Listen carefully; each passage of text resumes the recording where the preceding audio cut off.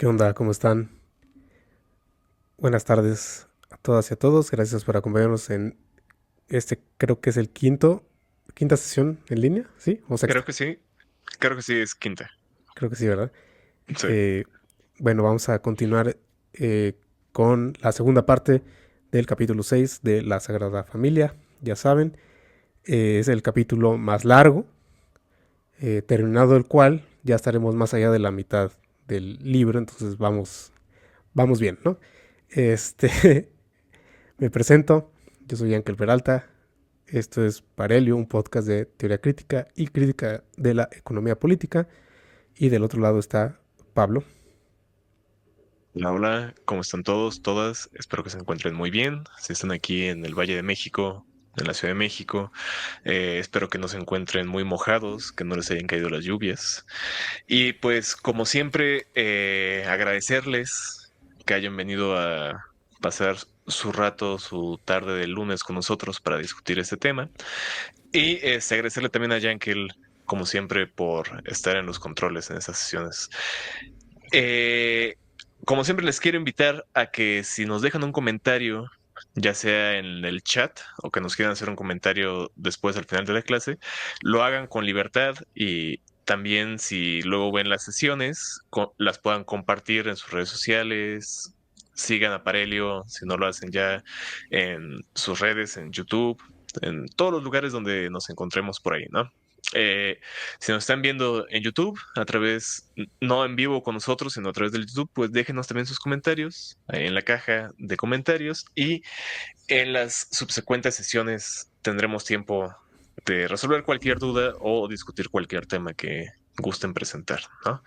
Eh, por lo demás, pues yo creo que sería todo por ahora. Bueno, Pablo y yo estábamos ahorita discutiendo antes de empezar un tema importante sobre la distinción que habría en Hegel entre espíritu, pensamiento, autoconciencia, etcétera, que son temas a los que vuelve Marx al final del capítulo. También lo entrevera en otras partes, pero bueno, abiertamente al final del capítulo. Eh, y volveremos sobre eso.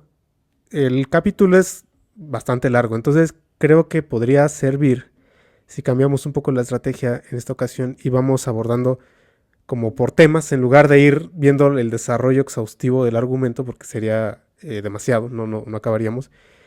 Y a mi juicio, eh, salvo la mejor opinión de Pablo o su interpretación, yo creo que, bueno, más allá del tema que agotamos o desahogamos la vez pasada, que fue sobre la historia, ¿no?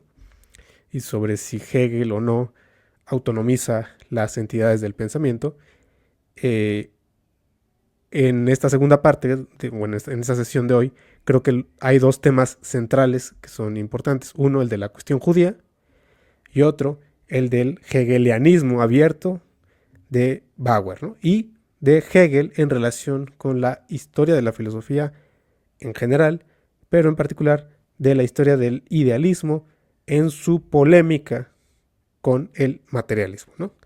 Que aquí Marx esboza una historia de la filosofía materialista y de cómo de alguna forma, a su juicio por lo menos, hay una correlación entre el materialismo, sobre todo el francés, ¿no? Y las ideas socialistas, ¿no? Hay una concomitancia, pues, entre, digamos, iba a decir metafísica, pero sería un término ajeno a Marx, pero podría decirse en un cierto sentido, ¿no? Bueno, las premisas, vamos a llamarlas así, las premisas materialistas con la postura socialista, ¿no? Entonces, creo yo que esos son, más allá de que también habla del terror, de la política, del terror de la Revolución Francesa, de Napoleón, etcétera. Creo que esos dos temas, o sea, la cuestión judía y el materialismo versus el idealismo, serían como los dos temas pilares, ¿no? Por lo menos que restan del capítulo, ¿no? Además del que tocamos la vez pasada. Entonces, quiero proponerle eso a Pablo. No sé si Pablo esté de acuerdo con ese proceder, como de ir tocando los temas, no tanto siguiendo el argumento parte por parte, sino tocando los temas tal como se vayan presentando en estos dos bloques, ¿no? Eh, Aviso que cambié el micrófono y que está como medio fallando, entonces si en algún boot se me va el audio, me disculpan tantito para que lo conecto, si por accidente toco el resorte, suena demasiado fuerte, entonces bueno, pido disculpas por anticipado, ¿no? Entonces bueno, la vez pasada lo que estábamos discutiendo, bueno, no sé si quieras añadir algo a este programa, esta agenda. No, adelante, Jack. Yo creo que cualquier otro tema pues saldrá orgánicamente en la conversación. Ok, y volvemos, cuando hablamos del idealismo absoluto, volvemos sobre el tema que estábamos discutiendo ahorita de Hegel, ¿no? Eh, como la vez pasada estábamos diciendo que la vez pasada y desde la primera sesión, que uno de los textos detonantes de la redacción de la Sagrada Familia es el de el espíritu, no, perdón, el género y la masa de Bauer, ¿no? Marx aquí titula el primer parágrafo el espíritu y la masa en respuesta a Bauer, porque Bauer en el texto El género y la masa está haciendo una crítica de Feuerbach y de las ideas socialistas que se pueden basar en Feuerbach, ¿no? En su idea del ser genérico. Entonces, después, lo que va a hacer Marx es como correlacionar el planteamiento de el género y la masa con el planteamiento de Bauer en la cuestión judía, ¿no? Un poco la premisa del género y la masa es eso, ¿no? Que la masa de suyo, en sus intereses inmediatos, no posee un espíritu crítico, ¿no? Entonces necesita sufrir la violencia de la crítica para que pueda elevarse sobre sí misma, ¿no? Entonces, por eso es que contrapone el espíritu contra la masa.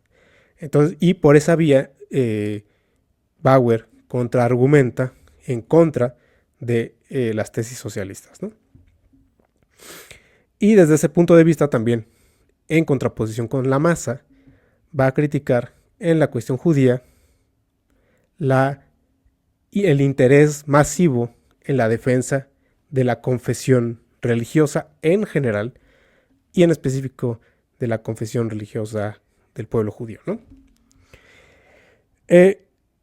Entendamos que los derechos por los que está luchando el pueblo judío en la Prusia y en la Alemania de la que están hablando aquí, que ahí Alemania todavía no es un país unificado, ¿no? Entiendo que son varios reinos en torno a Prusia y a Austria. No, bueno, Prusia es uno, ¿no? El otro es, no me acuerdo. Y en ese contexto de la restauración en Alemania, los judíos no tendrían o no tenían derechos civiles que ahorita se nos parecerían bastante obvios, como por ejemplo cierto tránsito, derecho a heredar sus bienes, etcétera, ¿no? O sea, como que habría varios derechos civiles y ciudadanos a los cuales ellos no tendrían acceso, ¿no? Entonces, una de las demandas es que se les reconozca esos derechos en cuanto que son ciudadanos y miembros de un Estado, y en el interés del republicanismo que está naciente, pues que es un interés vivo, ¿no? Pues la defensa de los derechos del pueblo judío sería parte de la agenda, ¿no? Entonces, un poco lo que dice Bauer, para simplificar su argumento en la cuestión judía, yo aquí tengo el libro de Bauer, bueno, el texto de Bauer, un poco lo que dice es que está bien, pues, ¿no? Pero que el problema es que los judíos, y perdonen las expresiones que pueden sonar un poco antisemitas, pero así son las expresiones de Bauer, creo que ya tardíamente él se volvió abiertamente antisemita, ¿no? Entonces, bueno, el tono ya estaba como prefigurado desde aquí, ¿no? Que los judíos solo podrían reclamar para sí estos derechos de ciudadanía universal bajo la condición de que renuncien a su credo religioso.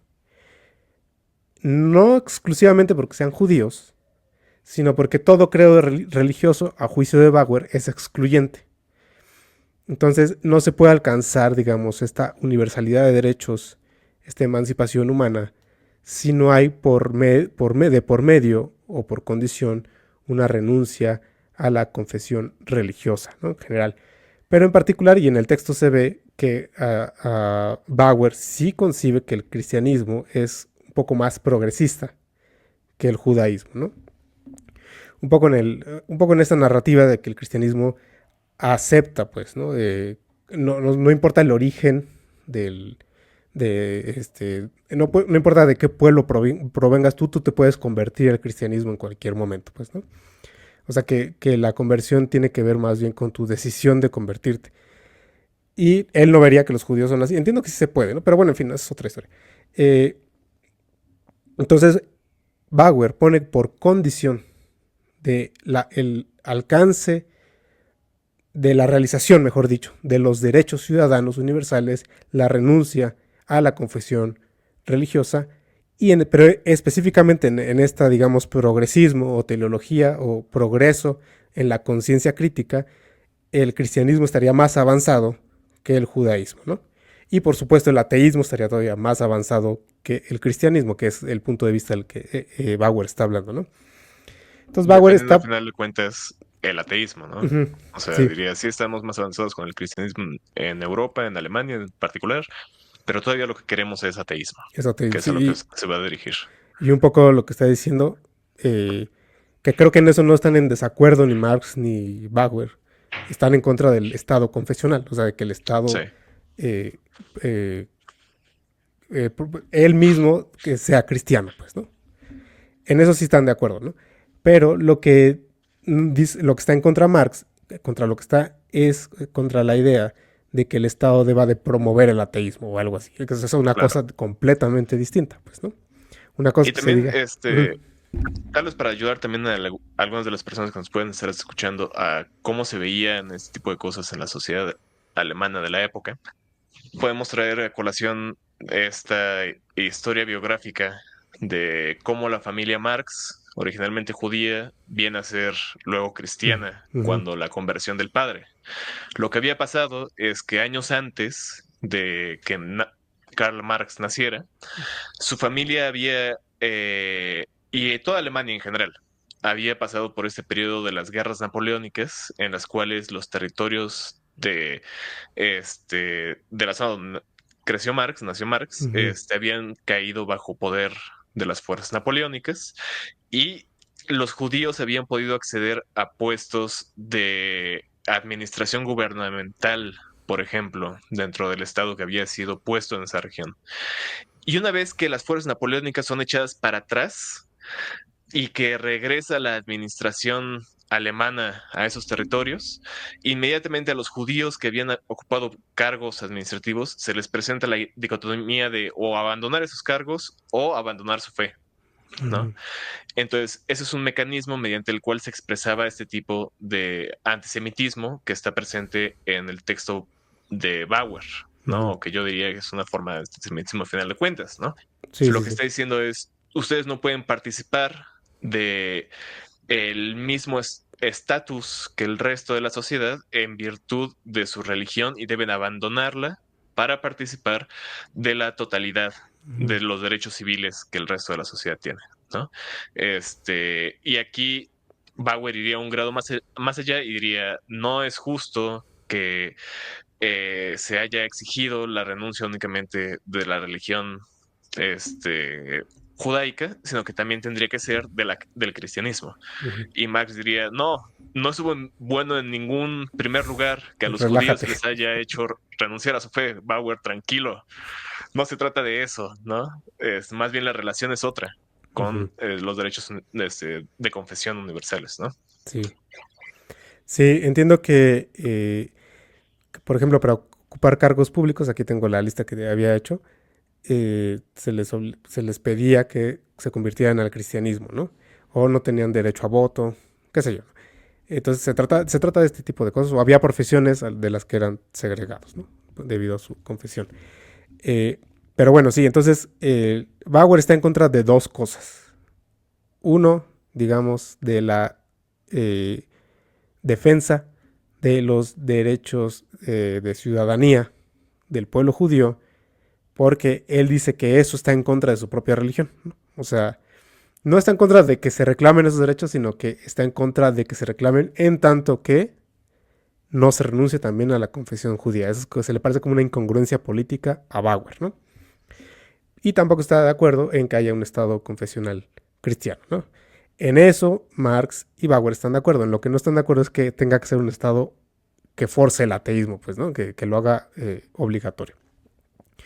Bueno, entonces, ese es básicamente, más o menos, y sí lo es el planteamiento de Bauer. Digo sí lo es porque ya hemos visto que hay interpretaciones de Marx que luego no son literal, pero no, ese texto es un texto que revisó muy minuciosamente Marx y lo respondió muy minuciosamente en la cuestión judía, ¿no? Aquí un poco él repite lo que ya dijo en la cuestión judía. De hecho, creo que no añade demasiado. Lo único que hace es un poco más bien subirle el tono burlón, porque en el texto de la cuestión judía es muy sobrio. La respuesta de Marx es muy sobria, es incluso muy educada. Su forma de dirigirse a Bauer es muy diplomática, y aunque tenga dos, tres frases por ahí medio irónicas, digamos, no vulnera los buenos modales, por decirlo así. Pero en cambio aquí lo que hace aquí hay como una versión burlona, ¿no? De lo que encontramos en la cuestión judía. Digo esto porque creo que no añade demasiado, ¿no? Pero voy a resumir el punto de Marx. El punto de Marx es que Bauer, ese sería el principal, confunde emancipación humana con emancipación política, ¿no? La renuncia al, al credo, ¿no? A la confesión religiosa, sería parte de la emancipación humana respecto de la enajenación religiosa, por ejemplo, pero también sería parte del proceso por el cual las condiciones materiales, las contradicciones materiales se disuelven de tal forma que ya no hacen necesaria la enajenación religiosa, ¿no? Entonces, la emancipación humana es un proceso más amplio, ¿no? Que no tiene que ver con la lucha de los derechos de ciudadanía, ¿no? Y los derechos civiles. Esa lucha es la emancipación política, específicamente. Entonces Marx le dice, a ver, cálmate, Bauer, vamos a diferenciar una cosa y otra cosa, ¿no? Lo que está demandando el pueblo judío y que debería reconocerse, o no veríamos por qué habría que rechazar esas demandas, es la emancipación política. Porque no es problema de la religión ni de la confesión religiosa las contradicciones de la realidad. Al revés, las contradicciones de la realidad llevan consigo como consecuencia la enajenación religiosa. Entonces, si queremos hablar de emancipación humana, tendríamos que pasar a otro terreno de emancipación sociopolítica, económica, etcétera, ¿no? Pero ya no tendríamos que meternos necesariamente con la confesión religiosa privada, pues, ¿no?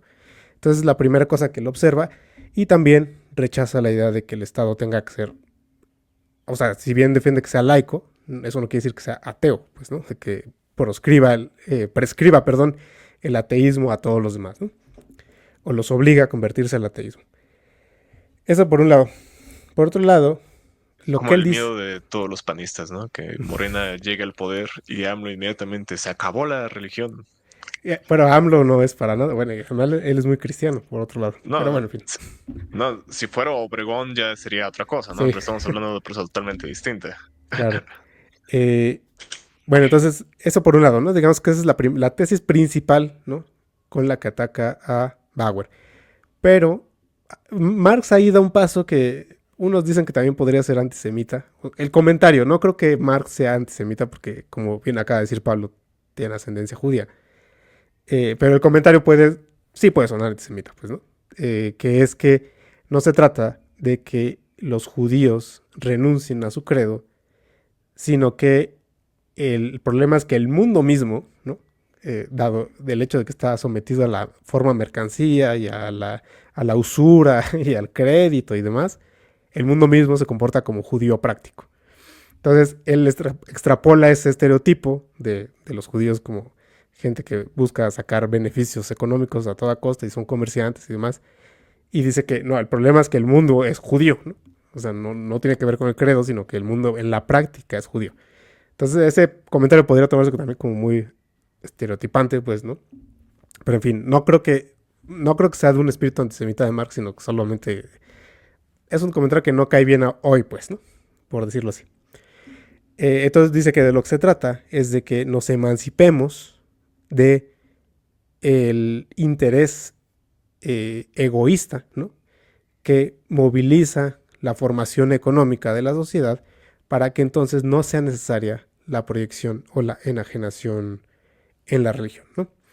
Y es ahí donde viene a cuento la idea del ser genérico, ¿no? Porque entonces un poco la idea de Bauer es que el ser genérico es la, por contraposición al concepto que Bauer tiene de espíritu de Hegel, ¿no? Diría que el género es la especie humana, ¿no? En cuanto suma de todas sus facultades y capacidades materiales. De manera que lo que no puede un individuo, sí lo puede la colectividad en cuanto a capacidad desarrollada cooperativa de los seres humanos, ¿no? Entonces no es una idea o no es un mero concepto del conjunto de seres humanos o de la especie, sino que es un concepto relativo a la capacidad o a las facultades que tiene la especie como agrupación, como sociedad, pues, ¿no? Que son mayores que las que tendría como individuo aislado. Esa es una, ahí como que Feuerbach, creo yo, prefigura o le da mucha influencia a Marx, o influencia mucho a Marx en la idea que él va a tener de la cooperación, ¿no? Del trabajo cooperativo. O sea que la suma de las partes es mayor que, perdón, la cooperación del todo es mayor que la suma de las partes, ¿no? Esa era un poco la idea del ser genérico. Entonces, el ser genérico es una entidad concreta, eso es lo que quiero decir. No es idéntico a la noción de especie simplemente, sino que es una entidad concreta, una capacidad social. Y ahí, entonces, un poco lo que dice Marx es que cuando nos liberemos de la formación capitalista, él todavía no utiliza el término aquí, pero de la formación burguesa, vamos a llamarlo así, de la sociedad, entonces podremos liberar esa capacidad por la cual podríamos reconciliarnos con el ser genérico. Y una vez hecho eso, esa es la tesis metafísica, yo le estoy diciendo metafísica, ellos no le dicen, una vez hecho eso, y no lo digo en sentido peyorativo, lo digo como en sentido técnico, pues, ¿no? Una vez realizada esa coordinación entre el individuo y el género, no habría necesidad de postular entidades religiosas. ¿Por qué? Porque la entidad religiosa es una proyección del ser genérico, dado que no existe en acto, sino como una mera virtualidad, ¿no? Me gusta el término virtualidad porque, bueno, en fin, no voy a meter en eso. El ser genérico existe como una mera virtualidad, no como mera potencia que existe detrás, sino como algo que está presente pero que no termina de actualizarse o no termina de ser algo consciente, ¿no? Entonces, como no está presente, es necesario ser conscientes de él a través de la enajenación y de la representación religiosa. Pero tan pronto como el mundo se reconcilie o el individuo se reconcilie con su ser genérico, ya no habría esa necesidad, ¿no? Entonces, por lo menos bajo las premisas de Feuerbach, de lo que es la religión, de lo que es la esencia de la religión, ya no sería pues necesario la religión, pues, ¿no? Si llegados a ese punto de reconciliación. Entonces, eso es lo que dice, eso es lo que entiende Marx por emancipación humana, ¿no? Pero dice, no confundamos nada de eso con los derechos ciudadanos y civiles que habría que apoyar del pueblo judío, pues, ¿no? Que habría que defender, ¿no? Para el pueblo judío. Esa es emancipación política. Entonces le dice a Bauer, no te confundas, ¿no? Básicamente ese es el argumento. Insisto, aquí Marx lo repite y de forma burlona, pero repite básicamente lo que ya dijo en la cuestión judía, lo repite aquí con otro estilo, digámoslo así, ¿no? No sé si quieras decir algo antes de... Es una de las cosas que me parece pues interesante es la actitud, a final de cuentas, favorable que presenta Marx respecto a la sociedad burguesa, en tanto es en la sociedad burguesa donde se ha hecho posible la extensión de derechos políticos a toda la ciudadanía, ¿no? A todo el pueblo, digámoslo así, ¿no? Y que identifique en la cuestión judía, y aquí de nuevo, que la propuesta atea de Bauer y de los bauerianos, si otro más que Bruno sostuviera esta idea, de un estado ateo, sería una regresión respecto al nivel alcanzado por la burguesía en primer lugar, ¿no? Y por la burguesía en su etapa histórica todavía no desarrollada, que sería la Revolución Francesa, a la cual está viendo, ¿no? Que vería estos derechos civiles universales como, pues, a final de cuentas, la realización de los ideales ilustrados que estarían planteados en la filosofía, no solamente desde Kant y mucho antes, sino específicamente en la filosofía de Hegel, ¿no? Aquí Bruno Bauer estaría en cierta medida eh, siendo todavía más eh, conservador, si se quiere ver así, que Hegel en la ambición de su proyecto filosófico y en la ambición de su visión sociológica respecto a cómo funcionan las agrupaciones humanas espirituales, si las queremos ver de esa forma, ¿no? Y Marx creo que ve muy, sin ponerlo en esos términos, creo que ve muy claramente un poco eso, ¿no? Que si se trata de emancipación humana, se trataría más bien de separar estas dos ámbitos, ¿no? Y que lo político sea un ámbito de universalidad, mientras que la emancipación humana sea un ámbito más bien que se juega en la disposición de los elementos de la vida, pues ya económica de los pueblos, ¿no? Y que también es algo que hemos discutido en el pasado cuando hemos hablado de los temas de la ideología, de cómo la enajenación en la sociedad capitalista pues tiene como resultado este tipo de visiones enajenadas en lo religioso, que serían una forma también de ideología a final de cuentas, ¿no? Que se va a presentar, digo, la ideología alemana está todavía un par de años más adelante, pero que ya en el texto, le decía yo a Yankel el otro día, se presenta como una especie como de proto formulación del concepto de ideología, ya casi en estos términos en los que los voy a poner después, ¿no? Eh, pero si quieres continuamos con los próximos, con el otro tema, no sé en qué parte vamos.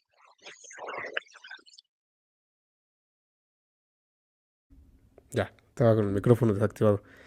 Yo, bueno, quiero pasar a lo de la historia del materialismo. Un poco la relación entre este tema de la historia del materialismo con el anterior es explicar la génesis del socialismo, ¿no? En términos políticos, o sea, de esta idea de la emancipación humana, pues, ¿no? Lo que quiere decir, como yo lo entiendo, lo que quiere decir Marx es que esta tesis de la emancipación humana tiene dos fuentes, ¿no? El materialismo filosófico y el socialismo. Y que las dos se coordinan, ¿no? O se han coordinado o han llegado a coordinarse o nacieron coordinadas, como se quiera pensar la genealogía, pues, ¿no? Pero el punto es que estas dos ideas, el socialismo y el materialismo, dan pie a esta idea de la emancipación humana que, digamos, tendría su último fruto en el concepto de Feuerbach del ser genérico, ¿no? Entonces, y digamos que todo empieza, dice Marx, con la ruina de la metafísica del siglo XVII, ¿no? A partir del desarrollo del materialismo del siglo XVIII. Ahora, una cosa que es importante señalar, y yo lo digo como en mi calidad de filósofo, es que aquí está un poco entendida la discusión, ¿no?, del materialismo y del idealismo, un poco en términos de lo que Kant llamaba la fisiología del conocimiento. Y con esto Kant quiere decir el origen de las ideas, de dónde vienen, ¿no? Y en función de ese origen, habría que ver a qué se corresponden, ¿no? Es un poco el parámetro desde que se está haciendo esta historia, ¿no? Entonces, para ponerlo muy caricaturescamente, hoy ya es un poco sentido común, pues, ¿no? Pero un poco la idea es que el materialismo sostiene que las ideas, los conceptos vienen de la experiencia, del conocimiento sensible, de la información sensible, perdón, de los sentidos, etcétera, de la experiencia del cuerpo, etcétera, y que en cambio el idealismo, por vía de la metafísica y el racionalismo, etcétera, eh, un poco sostendrían que las ideas tienen como cierta autonomía, ¿no?, en su origen, ya sea porque sean innatas, ¿no?, o ya sea porque puedan ser generadas de forma independiente de la experiencia, ¿no? Que sería un poco quizá la idea de Kant, porque Kant no defiende el innatismo, ¿no? Descartes creo que sí, pero bueno, esa es otra historia. El punto, lo que quiero señalar es que la distinción entre materialismo e idealismo aquí está un poco marcada por este problema de cuál es el origen y de cuál es el origen, cuál sería su correspondencia, ¿no? De manera que lo que quiere defender Marx, siguiendo a Feuerbach, es que todos los conceptos, las ideas, tienen por referente a un ser sensible determinado. O sea, hay una realidad sensible determinada. Hay un punto incluso donde, no me acuerdo, donde dice que, no me acuerdo, pero hay una parte donde dice literalmente que si se ha de referir a algo a Feuerbach con no sé cuál concepto, dice se debe de referir a un ser determinado, pues, ¿no? Si no, ¿a qué se estaría refiriendo? Es un poco la idea, ¿no? Y en cambio el idealismo lo que diría es que, y aquí yo agarro un poco la idea de Kant, es que la validez de los conceptos no depende, y aquí estoy hablando un poco en favor del idealismo contra la interpretación que tiene Marx, la validez de los conceptos universales no depende de su referencia al ser sensible, ¿no? Todos los casos que pone Kant son la causalidad, la idea de sustancia, etcétera, ¿no? Que por ejemplo la idea de sustancia es muy interesante porque dice, bueno, ok, puede derivarse del concepto de tiempo y del concepto de espacio, el de duración, pero para aplicarlo o sea, el concepto de sustancia es una analogía de la duración de la idea de tiempo. Entonces tengo que hacer una serie de operaciones que no necesariamente se corresponden con un referente sustancial, con un referente sensible, ¿no? Entonces yo no puedo concluir que algo es sustancial a partir de información sensible. Eso es lo que quiere decir Kant, pues, ¿no? Entonces esa validez, esto solo es un ejemplo, ¿no? Esa validez de que algo valga como sustancia, no puedo inferirla de la información sensible. Eso sería lo que diría el idealismo, ¿no? Y lo que diría Marx, al contrario, para repetirme, es que no, o sea, que todas las ideas deben de referirse a algo sensible. Eso es como su sustancia, pues, ¿no? Y entonces en ese sentido es que traza, pues, la historia del, del materialismo, ¿no? Empezando con Descartes tiene ahí como una función ambigua, ¿no? Porque por un lado el mecanicismo podría contribuir, ¿no?, al desarrollo del materialismo, pero por otro lado sus ideas sobre Dios, sobre el yo que piensa, etcétera, serían, bueno, no sé si claramente, pero por lo menos para Marx, serían claramente una línea de evolución hacia el idealismo, ¿no? Entonces empieza con él y avanza hacia Peirce, hacia Scott, hacia Bacon, hacia Hobbes, ¿no? Pero un punto un punto del desarrollo en el materialismo que él enfatiza mucho es la diferencia entre el materialismo inglés y el materialismo francés, ¿no? Un poco porque lo que es el materialismo francés el que de alguna forma va a dar lugar a las ideas del socialismo, ¿no?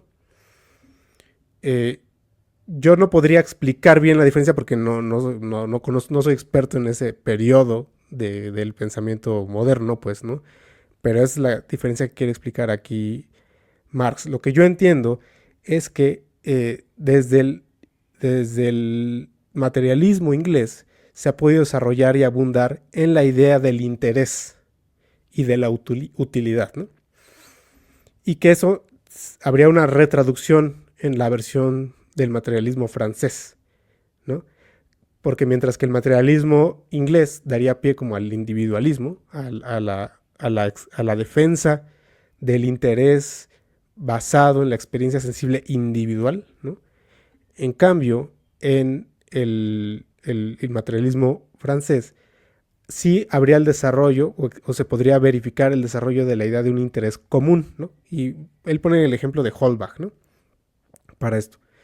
Entonces ahí habría como un cisma, digamos, en el desarrollo del materialismo que derivaría, digamos, en la fundamentación de dos posturas políticas antagónicas, ¿no? No sé si llamarlo así, pero bueno, la defensa de la sociedad burguesa, del capitalismo, ¿no? O sea, con el individualismo, el utilitarismo, etcétera, y por otro lado, la defensa del socialismo. A mí me parece muy interesante por lo demás que estas dos posturas, que a la fecha son antagónicas, ¿no? Tengan, para Marx, tengan esta raíz común del materialismo. O sea, y ahí quizá podríamos reconocerle el gran perdedor político en la historia sería el idealismo. O sea, él ya perdió, ¿no? O sea, el, si en algún sentido tuvo relación con el Estado confesional, etcétera, él ya perdió la batalla, ¿no? En términos políticos, él ya se vio superado por el materialismo y lo que está en pugna, por lo menos en cuanto a fundamentación teórica, es la decisión entre sociedad burguesa o sociedad socialista, ¿no? Y podríamos por lo menos ver en las discusiones que están a la orden del día que sigue siendo un debate actual, pues, ¿no? Pero me parece interesante eso, ¿no? El idealismo queda por atrás y el materialismo se bifurca, digamos, en, eh, en la discusión procapitalista o socialista anticapitalista, ¿no? Ese sería lo que a mí me parecería muy interesante de esta historia que traza aquí Marx. No sé si quieras decir algo de esto. Igual, eh, creo que sería muy interesante pensar este tipo de análisis que encontramos en este periodo de los 1844, dijimos en ese texto, ¿no? Que nos ofrece Marx, con lo que marxistas, digamos, más recientes, no contemporáneos, porque el señor murió ya hace unos años, como Immanuel Wallerstein, plantean respecto a la historia de justamente las ideologías de la modernidad, ¿no?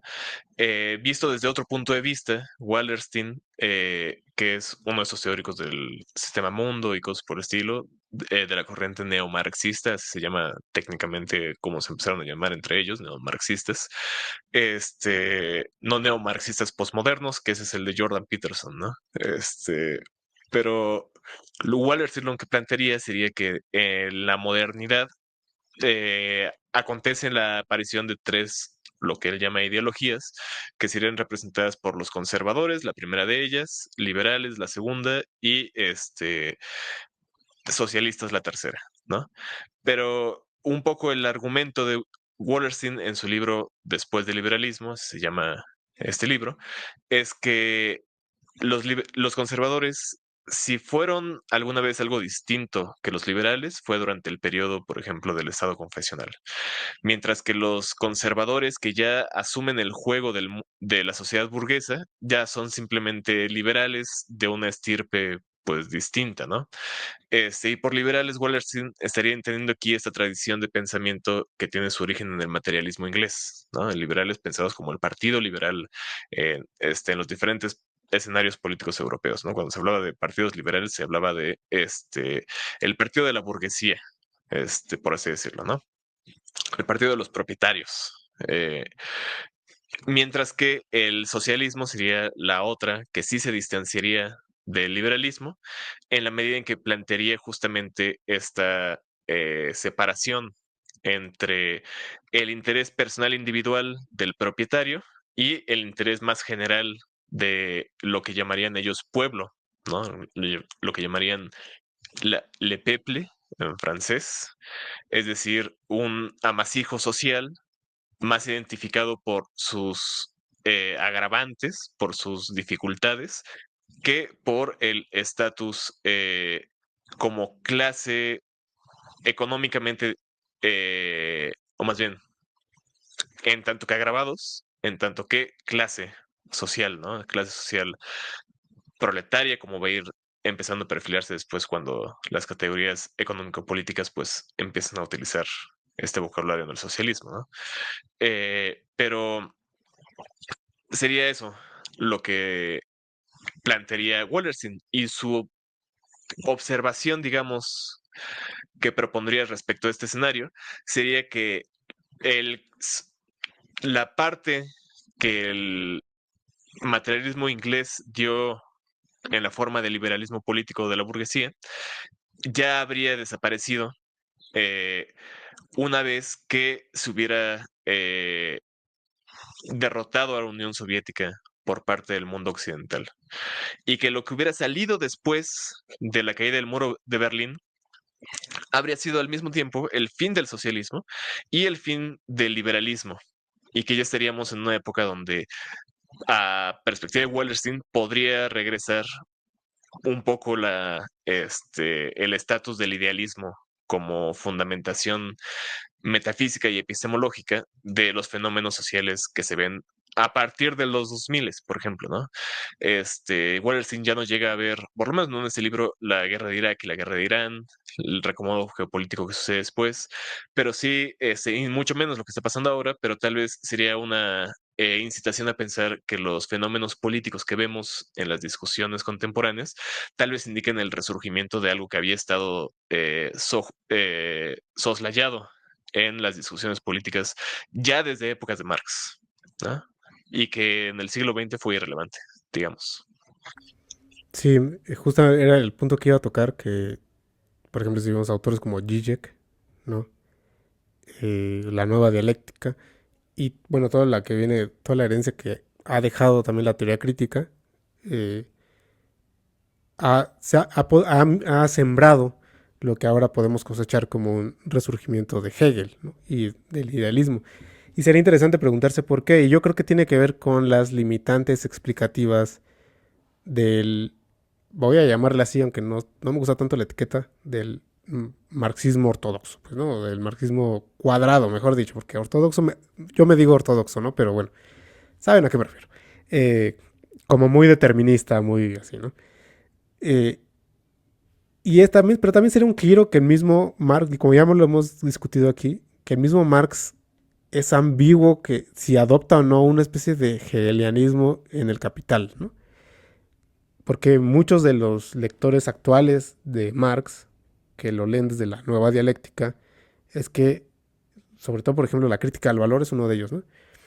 Eh, lo que dicen es que en El Capital, Marx teoriza al objeto idealista por excelencia, que sería el capital, pues, ¿no? Porque es una especie de cosa que se vuelve suprasensible y que, etcétera. Todas las cosas de las que se está quejando Marx aquí sobre el concepto de espíritu, las dice del capital.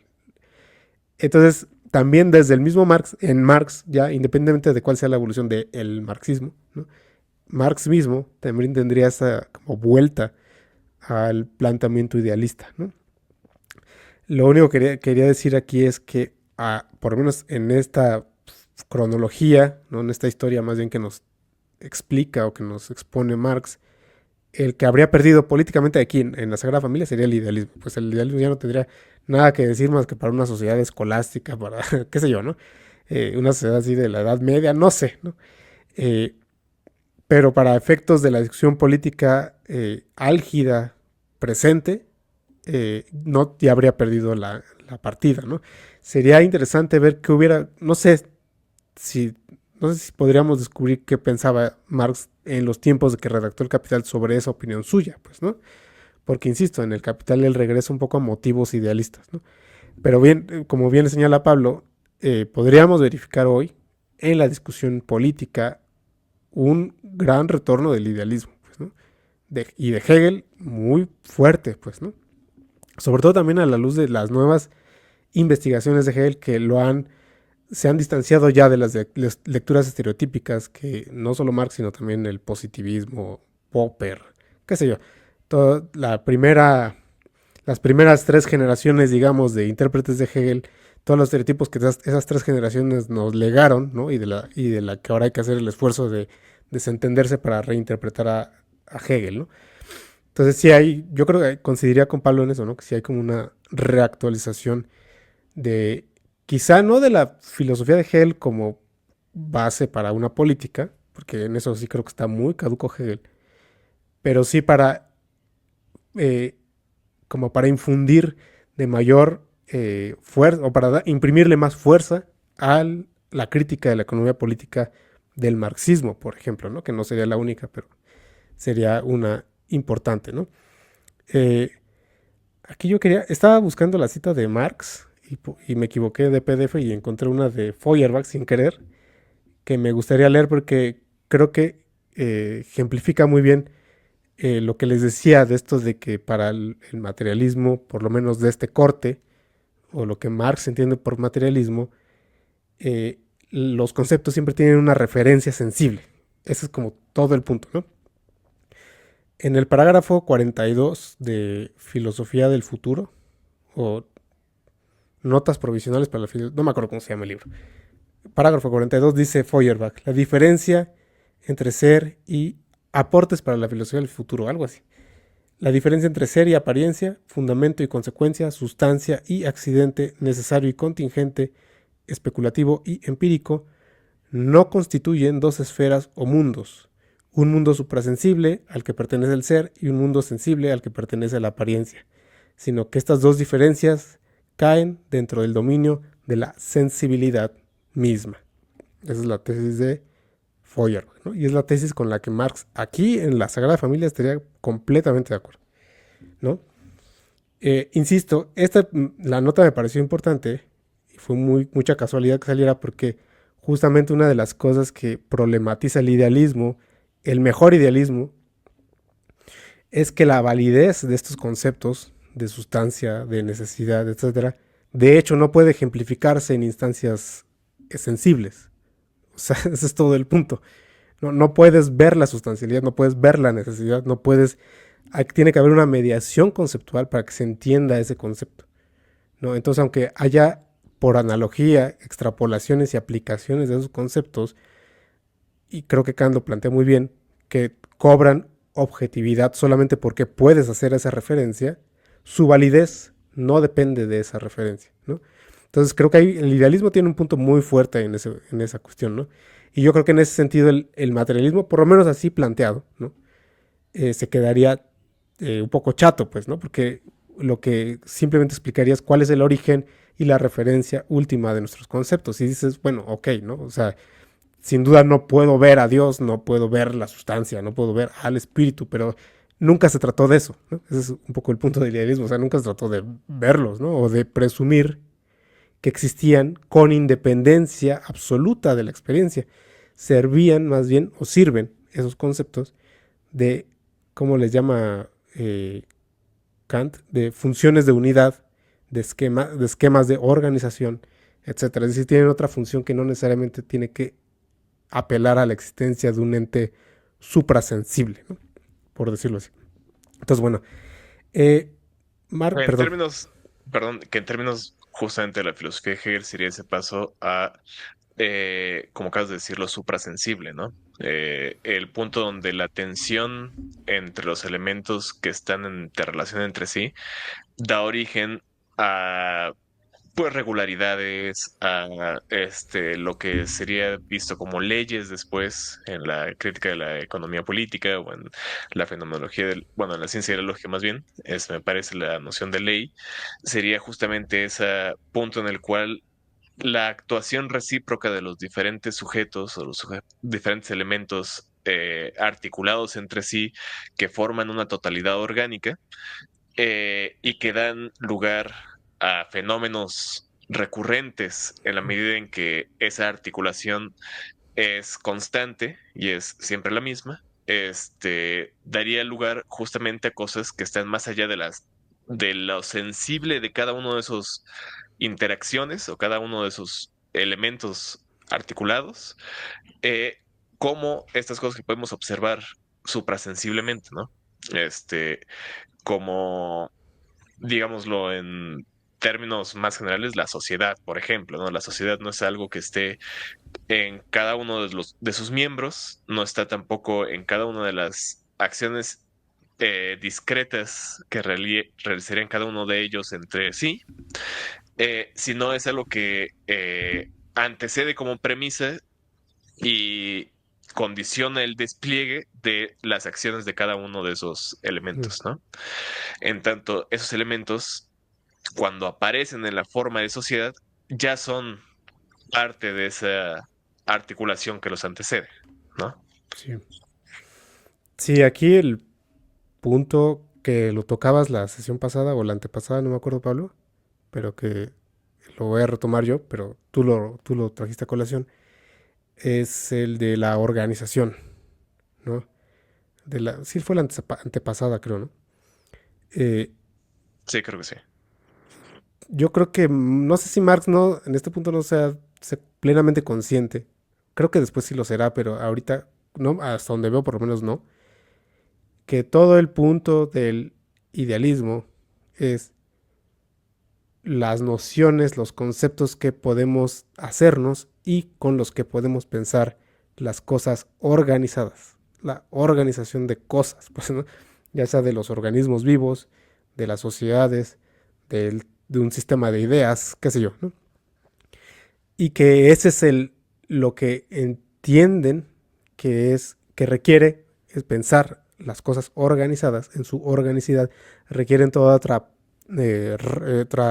ristra, pues otro conjunto, otra serie de conceptos que no necesariamente corresponden con una entidad sensible, ¿no? Individualizada, justo porque la organización entre que es un individuo, pero también entre que no, es justamente como un paso de la individualidad hacia su propia universalidad, ¿no? Hacia a lo como le llama Hegel, su idealidad, ¿no? Entonces, y bueno, quiero rescatar esto que es una crítica que le hace, que es muy, con la que yo estoy muy de acuerdo, que le hace a Bauer, eh, donde Bauer en su postura aristocrática, ¿no? Le critica al socialismo, que el socialismo trata a la masa como una masa inerte, ¿no? Como si se tratara así como de material de manipulación, ¿no? Como podría decir Adorno. Y, y un poco contra esa postura elitista, Marx le dice, es que Bauer no conoce que, a ver, lo voy a leer, dice, franceses e ingleses han demostrado más bien y con todo detalle que el orden social actual organiza a la masa tal cual es y que por ende es la organización de esta. Lo que quiere decir Marx es que es la masa la que se organiza a sí misma, pues, ¿no? O sea, no tiene que imponerse ideas desde fuera, ¿no? Y ajustarse a ellas, sino que es la masa la que se organiza a sí misma. Mi punto es que es esta capacidad de autoorganización, la que Hegel entiende como autoconciencia, como concepto, como y después, bueno, ya después la idea y espíritu, ¿no? Sobre lo que vamos a volver ahorita. Dice Marx, si la crítica estuviera más familiarizada con el movimiento de las clases populares, inferiores, sabría que la más extrema resistencia experimentada por ellas en la vida práctica las modifica día a día. La nueva literatura en prosa y en verso que brota de las clases populares inferiores en Inglaterra y Francia la demostraría que dichas clases, aún sin necesidad del Espíritu Santo de la crítica crítica, les haga sombra de manera directa, saben elevarse espiritualmente.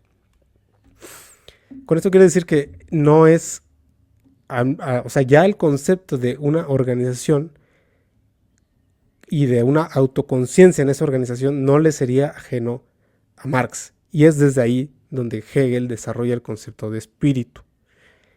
Eh, pero lo que voy con esto es que es la organización autoconsciente lo que el idealismo es lo que a lo que el idealismo tiene como principal tema de preocupación, pues, ¿no? Ahora, antes de dar el paso a lo que sigue, Uh que -huh, yo creo que es donde se va a desatar esta tensión argumentativa que se va creando en lo que estamos diciendo mientras definimos las fronteras entre Marx y uh el -huh, idealismo.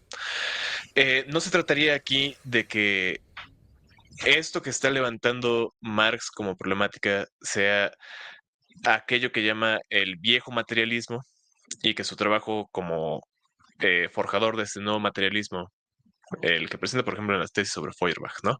Este, se trata justamente de tomar estos elementos del idealismo que estamos definiendo aquí, al mismo tiempo que se cambia el principio organizativo que cada una de las dos teorías identificaría, mientras que para Marx el principio organizativo en el organismo estaría en su visión crítica del idealismo guiado por la idea, por como decíamos, el intento de realizar el concepto en el mundo, en la realidad, que no se lleva a cabo completamente siempre, pero sí sería para Marx, en su crítica del idealismo, como una especie de realización mucho más inmediata entre la idea y el mundo, ¿no? Como si él estuviera pensando que para el idealismo de lo que se trata es que la gente se imagina su mundo y lo crea como lo imagina, ¿no? Y no que se hace un esfuerzo por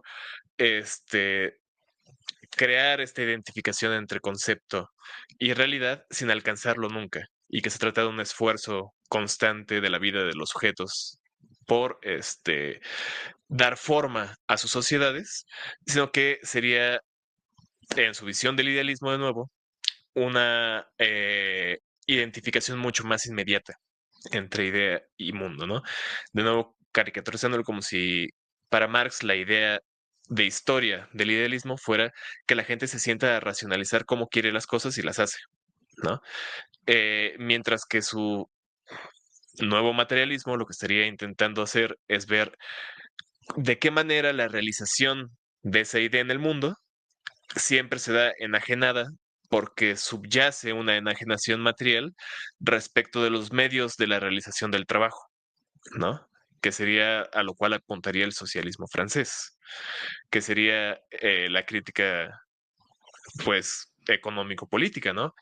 Que se da esta realización enajenada de, eh, de la vida de la comunidad humana, en la medida en que de hecho están enajenados esos productores de los medios de la realización de su trabajo, ¿no?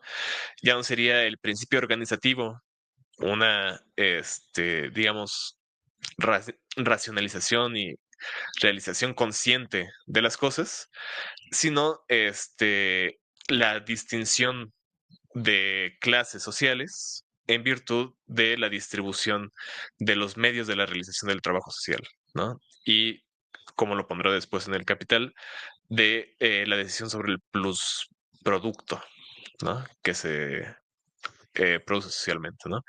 Eh, Estaríamos ahí hablando de que esa sería la discusión que Marx está tratando de elaborar, ¿no?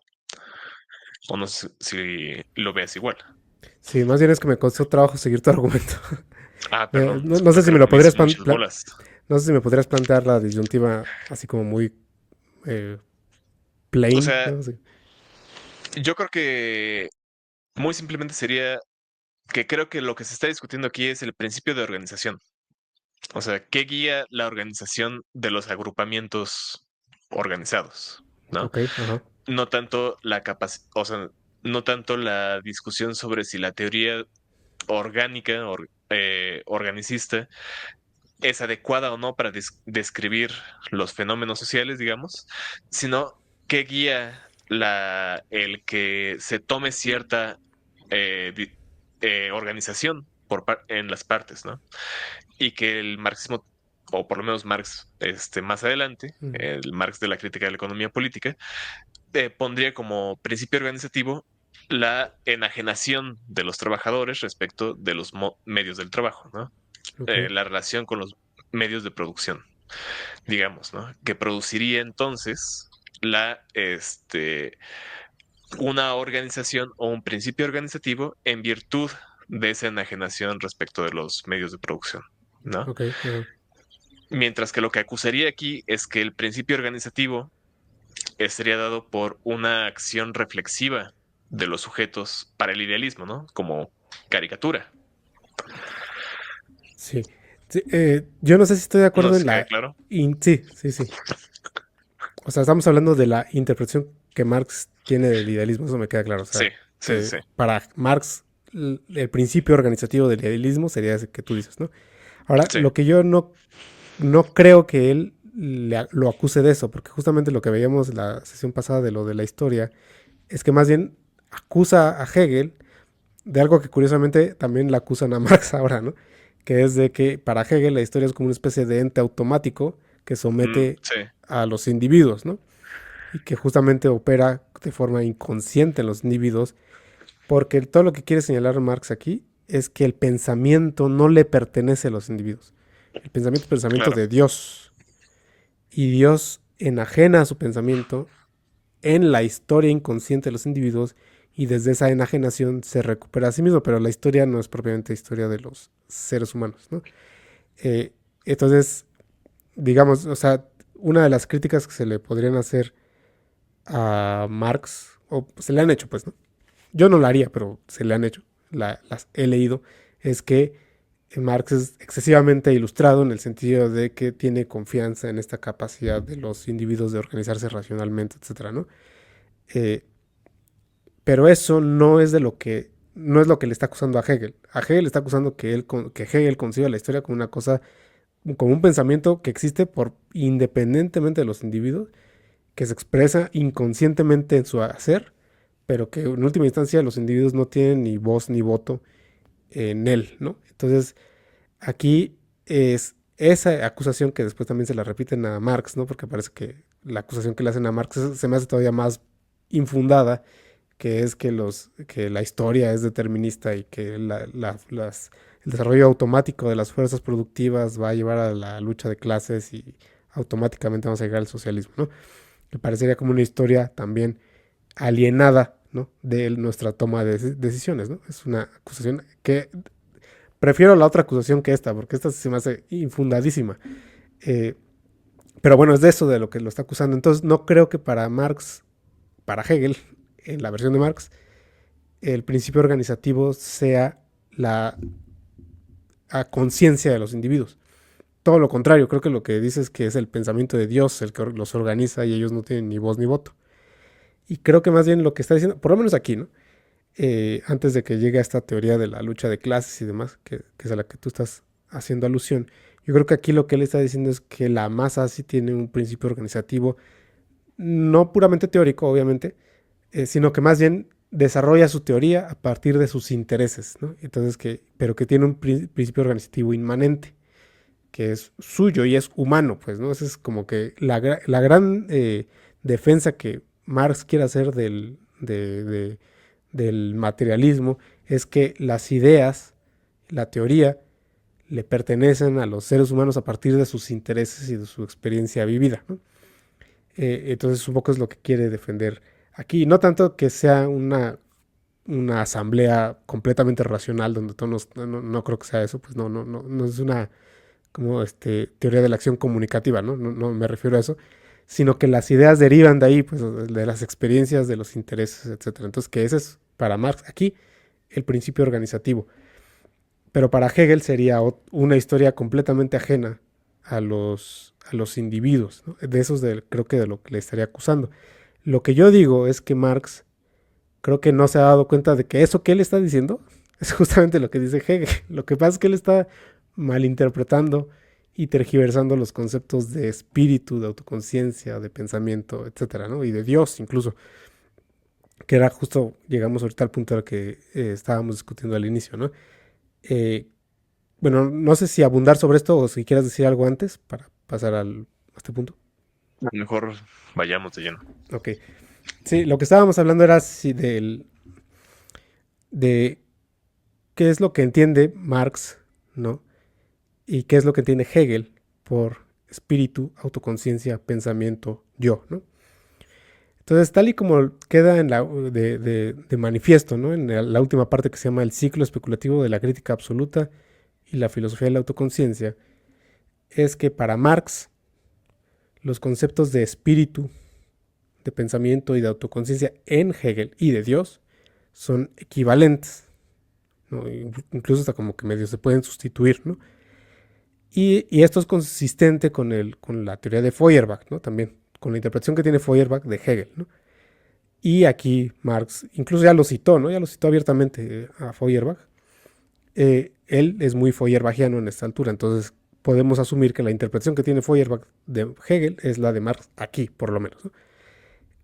Un poco lo que quieren decir es que Hegel cree que Dios es una entidad que piensa independientemente de los seres humanos y que nosotros, nuestro pensamiento, y no solo nuestro pensamiento, sino la realidad material, es una enajenación del pensamiento de Dios. De manera que la realidad se reduce a ser una determinación conceptual del pensamiento divino. Y que entonces la tarea, que es una tarea para Dios, es recuperarse desde esa enajenación a través de nuestra propia autoconciencia. Que por ahí también menciona un poco caricaturizando a Bauer, ¿no? Que Bauer, en la crítica de los sinópticos, que eso yo no lo sé porque no los he leído, diría que la materia a través de la autoconciencia se piensa a sí misma, ¿no? Y Marx se burla de esa idea caricaturizándola de hegelianismo, porque eso es justamente lo que según Feuerbach haría Hegel, ¿no? Decir que Dios se enajena en la materia y desde esa materia, a través de la autoconciencia humana, se recupera a sí mismo. Pero aquí en esta historia, pues, nosotros somos vehículo de esa autoconciencia, de esa historia de Dios, pues, ¿no? Y lo que le estaba diciendo a Pablo es que, y el otro tema al que quiero llegar, es que según Feuerbach, la prueba ontológica de la existencia de Dios en Hegel consistiría en que Dios, básicamente en que Dios se da a sí mismo su propia existencia a través de la autoalienación, ¿no? Entonces, y claramente aquí en los párrafos que leemos en la Sagrada Familia, Marx equipara todo ese proceso con el proceso de la autoconciencia, analogándolo o haciendo a la autoconciencia una instancia del pensamiento de Dios. Y lo mismo sucede con el concepto de espíritu, etcétera, ¿no? Entonces, yo le explicaba esto a Pablo porque yo le digo que Marx está confundiendo, y Feuerbach también, está equiparando esos tres términos, ¿no? Bueno, sí, vamos a llamar esos tres términos. 4, Dios, pensamiento, autoconciencia y espíritu, que en Hegel están sumamente diferenciados, pues, ¿no? Con respecto a Dios, Dios para Hegel es un nombre para el concepto de infinitud. Cuando el ser alcanza el valor de la infinitud, y voy a regresar sobre eso, Marx lo expresa con los términos, por ejemplo, de Dios, ¿no? En la medida en que esa infinitud guarda relación con la autoconciencia. Voy a explicarme ahorita, ¿eh? La prueba ontológica, en los textos sobre las pruebas de la existencia de Dios, Hegel la defiende porque dice que se ha malinterpretado, ¿no? La prueba ontológica básicamente es esta, ¿no? Que es la que dice Anselmo y es la que dice Descartes, y que es la que critica después Kant, ¿no? Que dicen, a Dios le pertenecen todos los predicados, incluido el ser. Por lo tanto, Dios existe. El ser o la existencia, aquí equiparando ese término, ¿no? Entonces, el Dios, por definición, es la suma de todas las realidades. Por lo tanto, tiene todos los predicados. Uno de esos predicados es la existencia, por lo tanto, Dios existe. Kant muy famosamente critica esa prueba porque dice, es que la existencia no es un predicado. No es un predicado, no tendríamos noticia de la existencia si no es por la información sensible, por la exterioridad. Feuerbach repite esa crítica. Feuerbach también dice, es que ¿por qué asocian el concepto de ser con un predicado que se pudiera decir de un ente meramente pensado? Cuando justamente la prueba de la existencia tiene que venir por la exterioridad con la cual vemos, percibimos, tenemos experiencia de, ¿no?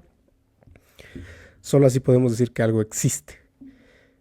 Y Hegel, de hecho, da un paso más allá en su crítica a esta prueba, porque dice, no solo no es un predicado, sino que el concepto mismo de Dios, concebido como suma de todas las propiedades, es contradictorio, es trivial, no tiene sentido. Con esto quiero enfatizar que ya hay una distancia muy fuerte de Hegel respecto de esa versión de la prueba, ¿no? Entonces no solo rechaza que sea un predicado, sino que habría que admitir, según Hegel, eso lo dice en la lógica, que Dios es blanco y no blanco, que es negro y no negro, que es, o sea, si es todos los predicados, también es todas las negaciones, y todos los predicados que se oponen entre sí, se excluyen, tendría que ser un objeto que contiene todas las negaciones y por lo tanto sería un objeto contradictorio, y en términos de lógica contemporánea podríamos decir que es un objeto trivial, pues, porque no se puede decir nada determinado de él, ¿no? Esa es esa crítica es muy fuerte de Hegel y es una crítica que él defiende. Y la defiende incluso contra Kant. O sea, él radicaliza la crítica de Kant al concepto del ser realísimo y dice, Kant también se equivoca porque no ve que el ser realísimo, esa idea de la razón, no es una idea regulativa, no puede serlo porque es autocontradictoria, es trivial, ¿no? Bueno, esto nada más para que se vea la distancia que toma él. Ahora, lo que él dice es que la prueba debe interpretarse de otra forma. Y a la inversa, ¿no?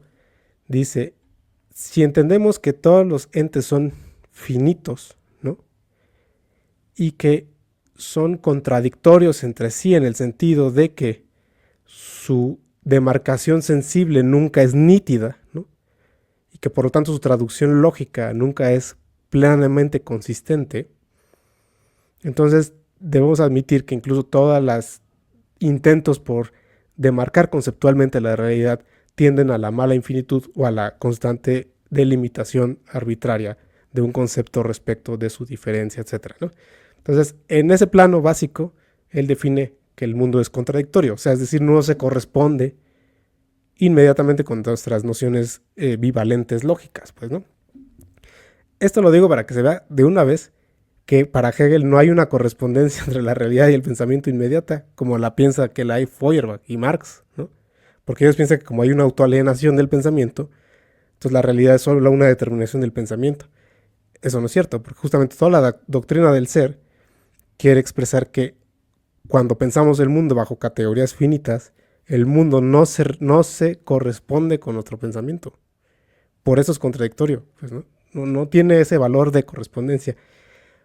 Para que se corresponda, hay que interpretarlo desde otro ángulo. Hay que interpretarlo conceptualmente, ¿no?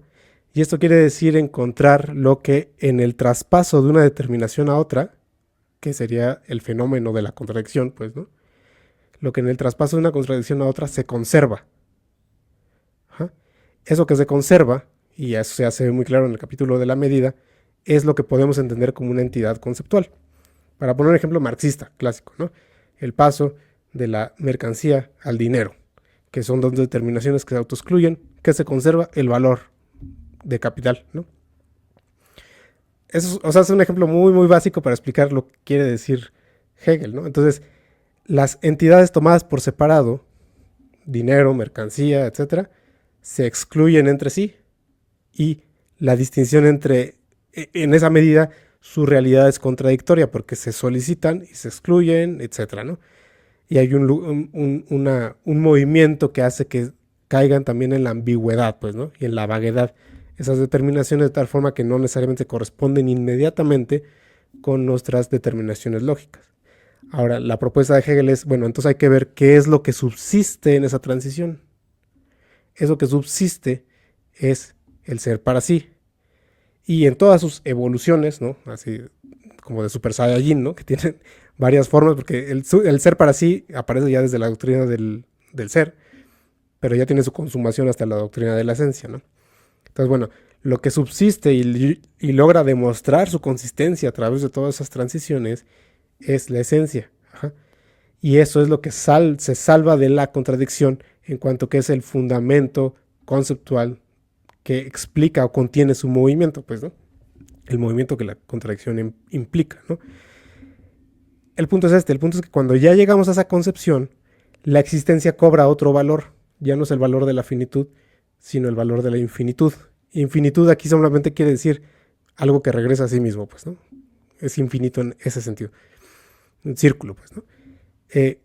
Entonces el ser para sí, ese ser que regresa a sí mismo, que se conserva en la transición, ese ser infinito, es lo que tiene valor conceptual para nosotros. En esa concepción, la realidad ha pasado al valor de su infinitud.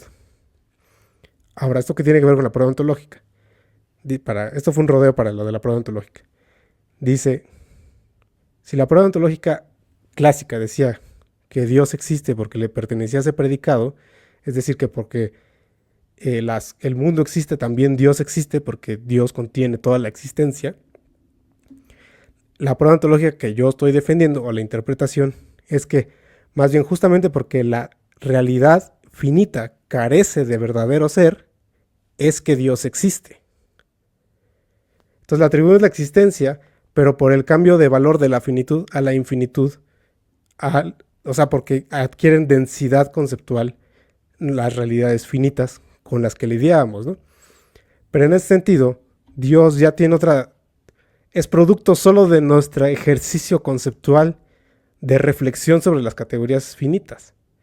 Entonces, uno podría decir, sí, el capital, entendido ya como sustancia, sujeto que se conserva e incluso induce crisis, es una instancia de Dios. En este ejemplo de la prueba ontológica hegeliana, sería una instancia de Dios, es un organismo que se mueve y que hace que en todas las transiciones autoexcluyentes se conserva a sí mismo. Entonces, a lo que ves que es eso, ¿no? La prueba de la existencia de Dios en Hegel implica esta transición, el cambio de valor de la finitud a la infinitud, pero no existe sin ese ejercicio de crítica sobre las categorías finitas, o sin ese ejercicio, no, y no solo de crítica teórica, sino de que un organismo pruebe que es capaz de conservarse en la serie de transiciones por las cuales tiene que, a través de las cuales tiene que sobrevivir, pues, ¿no? Entonces, si logra hacer eso, es una instancia de Dios, y no necesariamente de Dios cristiano, sino de... Por eso tal vez podremos tener una noción de sentido común de lo que son los dioses, o sea, los dioses logran hacer eso, pues, ¿no? O sea, sobrevivir a través de todas esas transiciones. Entonces, el ejemplo de el caso de la prueba hegeliana de Dios, para mí merece todo un estudio, porque sí es muy, muy minucioso y toma mucha distancia de la versión de Anselmo y de la de Descartes, ¿no? Lo que pasa es que Feuerbach la interpreta mal y dice que es una reformulación progresista, por decirlo así, de la versión de Descartes. Lo único que añadiría Hegel, según Feuerbach, es que la existencia es un proceso, un momento del proceso más bien. Sería una etapa del proceso de la autoconciencia de Dios. Pero eso en realidad no tiene que ver con la explicación que da Hegel al respecto, ¿no? Entonces, bueno, para volver al ejemplo y para cerrar con esto, esta capacidad de la masa proletaria de autoorganizarse, de defender sus intereses y de sobrevivir a todas sus transiciones y oposiciones con la clase burguesa, etcétera, sería una instancia de Dios, pues, o sea, en el planteamiento de Hegel, sería una instancia de Dios. No sería una historia ajena. O sea, la existencia de Dios no sería una historia ajena a esta organización masiva. ¿Por qué? Porque Dios solo cobra existencia porque esta organización masiva logra subsistir a través de sus transiciones, pues, ¿no? Entonces, bueno, ahí lo dejo. Incluso incluiría, perdón, la muerte de los individuos particulares, ¿no? En este momento de la fenomenología donde Hegel, corrígeme si me equivoco de la terminología que utiliza, pero me parece que dice que se conserva como especie o la vida se vuelve una vida de especie en el momento en donde acontece la muerte, ¿no? En la finitud de los individuos particulares que constituyen a la especie humana, es que se realiza ¿cómo le dice? Ah, la, la inmortalidad de la especie, ¿no? Que es algo específicamente que un individuo particular jamás puede tener, ¿no? Ser inmortal. Pero como especie se da una cierta inmortalidad, ¿no? Se da una continuidad aún en el reemplazo de los elementos particulares, porque lo que importa no es el elemento particular, sino la articulación que esos elementos tienen con la totalidad, ¿no? En el caso del valor, no importa la mercancía particular o la suma particular de dinero, lo que importa es que cosas puestas en posiciones opuestas de la relación de intercambio, dinero o mercancías, puedan ser intercambiadas efectivamente, ¿no? Que puede ser ese celular, puede ser esta computadora, puede ser 200 pesos, puede ser cualquier suma dineraria. El punto es que se verifique que haya este tipo de intercambios y que los intercambios tengan una regularidad y tengan una consistencia unos con otros para de ahí observar la existencia de lo que es infinito a lo que es inmortal en ese sentido, que sería la relación social de valor, ¿no? Que como dice Marx, tiene su sustancia en el trabajo abstracto, ¿no? Creando con eso en el promedio del trabajo abstracto la esencia que llamamos valor, ¿no? Sí, hay la única precisión que me gustaría hacer es que, voy a decirlo coloquialmente, para Hegel hay de dioses a dioses, pues, ¿no? Entonces, el, esto lo digo también para explicar el término de espíritu, ¿no? Porque no es lo misma la demostración que podamos hacer de Dios a través del razonamiento que les acabo de decir, ¿no? Del paso simple, digámoslo así, o el primer paso de la finitud de la infinitud, por medio de lo que subsiste en la transición a esa subsistencia en virtud de la organización de entidades autoconscientes, o sea, de pueblos, etcétera, ¿no? ¿Por qué? Porque esa subsistencia ya es una subsistencia espiritual.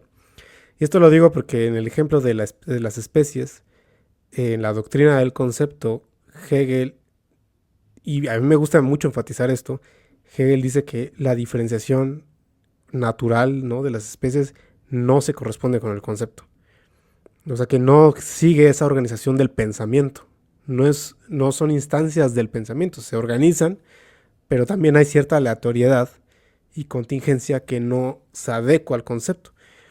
Y me gusta mucho enfatizar esto justo por las interpretaciones de Feuerbach y de Marx, de que la realidad sería simplemente una autoenajenación del pensamiento, ¿no?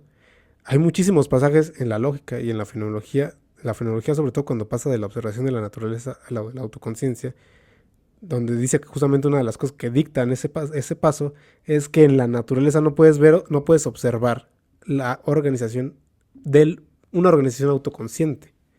Ajá. O humana, por lo menos, de la autoconciencia humana. De ahí que haya que pasar entonces a observar la autoconciencia, que sí puedes presumir que se organiza conceptualmente, ¿no? Entonces, esto también lo digo porque a partir de cosas como las de Feuerbach, de argumentos como el de Feuerbach, se le ha acusado de panlogismo, que quiere decir que toda la realidad estaría concebida como una especie de organización según la lógica y demás. No, son muchos los pasajes donde Hegel dice que no se corresponde, que no hay correspondencia, simple y llanamente, o sea, no.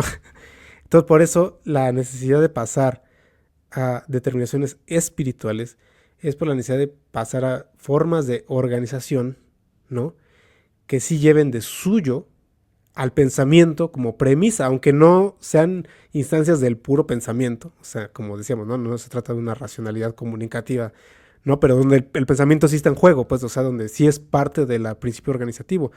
Por supuesto, Hegel no es ingenuo, o sea, él sabe que hay pasiones, intereses, egoísmos, altruismos, todo tipo de cosas que meten ruido de motivos más allá del mero pensamiento. De él es la frase de nada grande se hace sin pasión, ¿no? Hay muchísimos más motivos además del mero pensamiento. Pero el punto, por lo cual la realidad humana tiene preeminencia, lógica por lo menos, es que ahí el pensamiento podemos tener certeza de que el pensamiento es parte del principio o de los principios organizativos de la masa, pues, ¿no? Entonces, por eso insisto, lo que Marx está diciendo, el ejemplo que pone de la masa, que a mí me gusta mucho porque yo estoy de acuerdo, o sea, estoy de acuerdo sobre todo en su crítica contra el elitismo de Bauer, ¿no? Y porque estoy de acuerdo con el proyecto de una ilustración proletaria, ¿no?, de que el proletariado haga suyo el proyecto de la ilustración y que desde sus experiencias, desde su cultura, etcétera, que asimile el conocimiento y desarrolle el conocimiento científico y político, etcétera, ¿no? Que no sea así como un dictado de los académicos, pues, ¿no? Perdón, estoy aquí. Eso es ese principio de autoorganización a partir de la propia experiencia y donde el pensamiento se desarrolla de forma autónoma. Eso es espíritu. O sea, eso es espíritu. En las nociones de Hegel, eso es espíritu. El espíritu no existe antes de ese tipo de formaciones.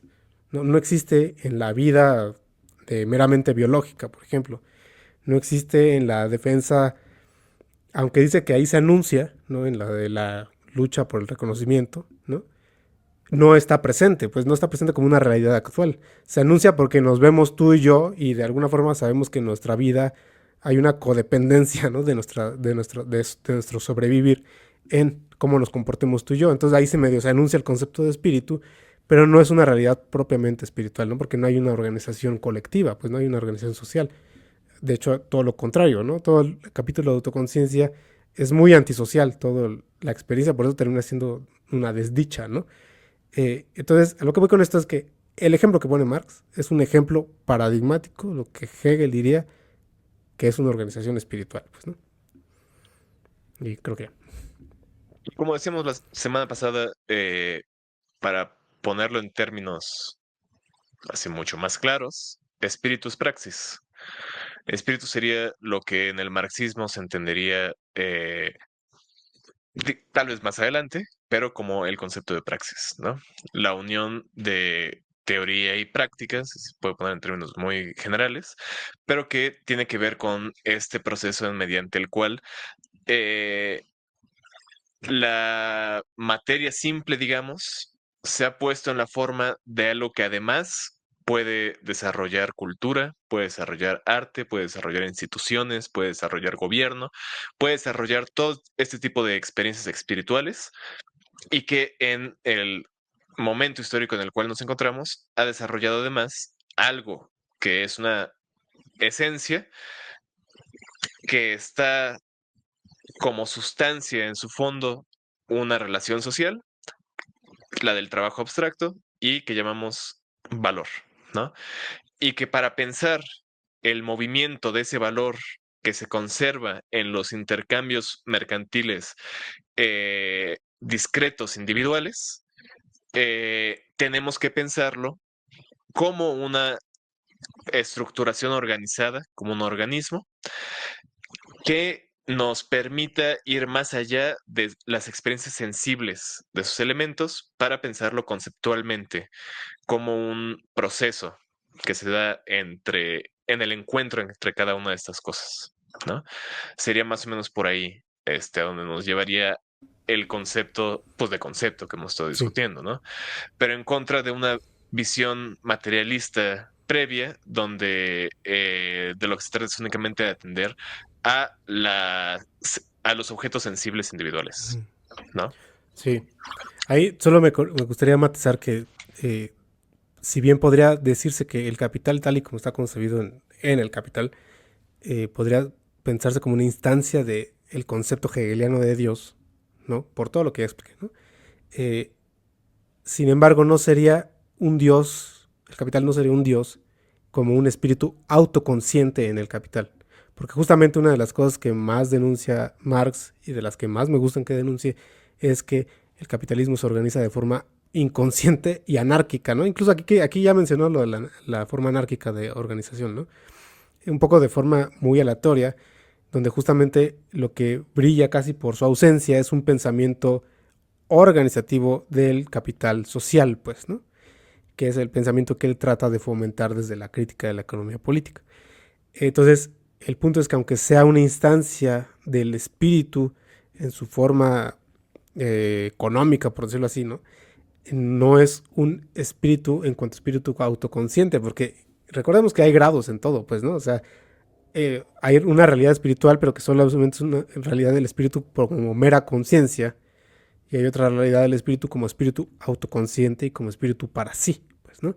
Entonces, si el capital es una realidad, bueno, el capital es una realidad espiritual porque obedece a fines, a intereses, acciones humanas, pues, a instituciones, y es parte de una historia, pues, ¿no? Y tiene conceptos y hay pensamiento alrededor de todo esto, no es una historia, no es una organización plenamente espiritual, ¿no?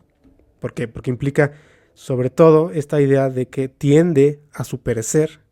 O sea, hay una contradicción que es la de la caída de la tasa de ganancia y la tendencia a la crisis que no puede solventar o que no ha podido solventar y que por lo tanto esa contradicción es la que lo regresa a la finitud, que sería como la prueba de su inexistencia como entidad divina, pues, ¿no? Sería otra forma de decir, una prueba ontológica inversa.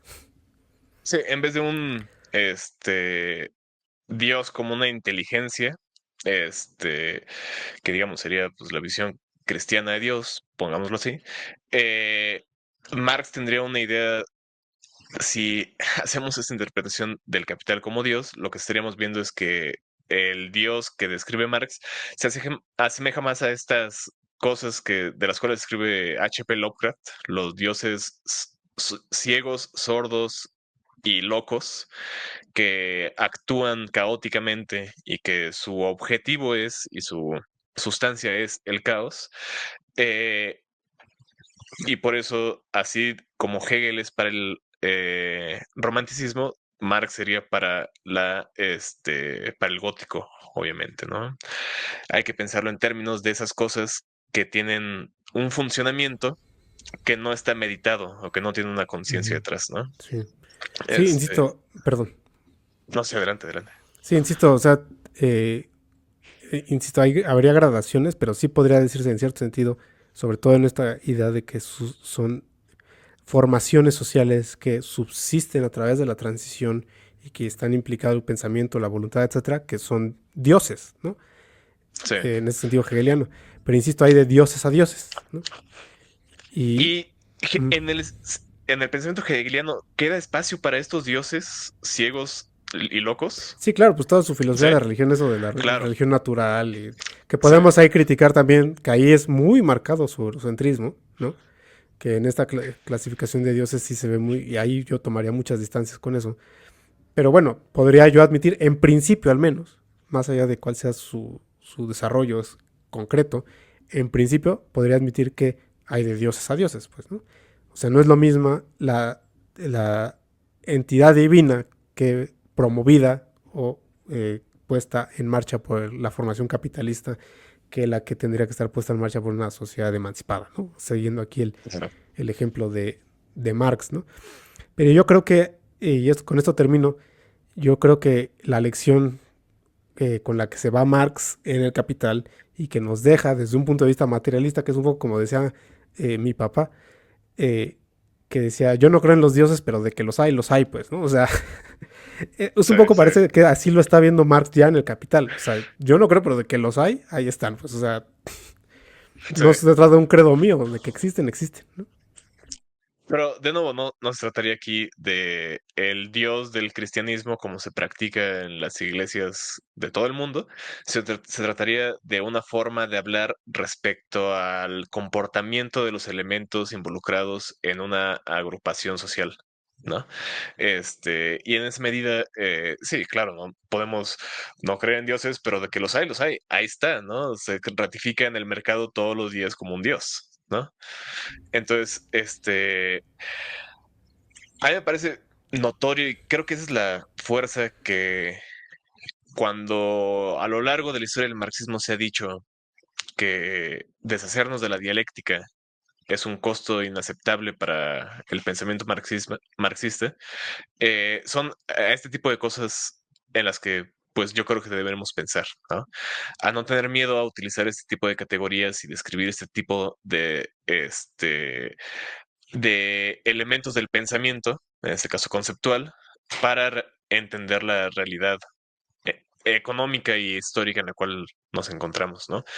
Y que la defensa justamente de una visión dialéctica es la defensa de este tipo de pensamiento, es la defensa de este tipo de abordajes de lo que significa ser real. Y yo diría que también se trata de defender el, perdón, que piqué no sé qué cosa, este, también la utilidad, el rendimiento que tiene el idealismo, porque, o sea, si pensamos el idealismo como lo están pensando Feuerbach y Marx, bueno, ok, ciertamente no parece no servir de nada, ¿no?